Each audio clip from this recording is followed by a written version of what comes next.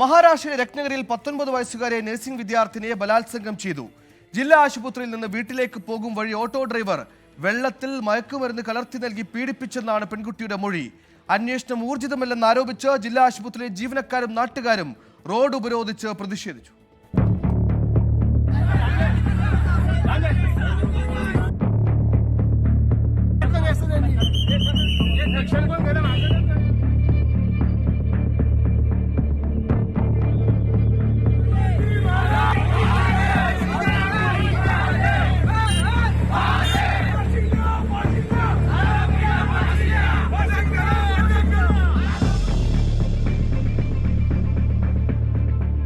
രത്നഗിരി ജില്ലാ ആശുപത്രിയിലെ നഴ്സിംഗ് വിദ്യാർത്ഥിനിയാണ് 19കാരി.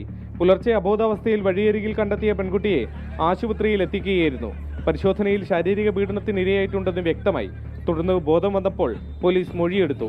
പഠനത്തിന് ശേഷം വീട്ടിലേക്ക് മടങ്ങാൻ ഓട്ടോ വിളിച്ചതാണെന്നും ഡ്രൈവർ നിർബന്ധിച്ച് വെള്ളം നൽകി മയക്കിയ ശേഷം പീഡിപ്പിച്ചു എന്നാണ് മൊഴി. ഡ്രൈവറെ കണ്ടാൽ തിരിച്ചറിയാനാകുമെന്നും ആശുപത്രി പരിസരത്ത് സ്ഥിരമായി കാണുന്നയാളല്ലെന്നും പോലീസിനെ അറിയിച്ചിട്ടുണ്ട്. എന്നാൽ ഇതാരെന്ന് കണ്ടെത്താൻ പോലീസിന് ഇതുവരെ കഴിഞ്ഞിട്ടില്ല.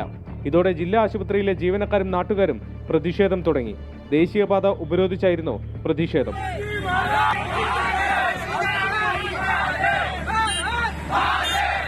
സമരം ശക്തമായതോടെ പ്രതിയെ വേഗത്തിൽ പിടികൂടുമെന്ന് പോലീസ് ഉറപ്പ് നൽകി.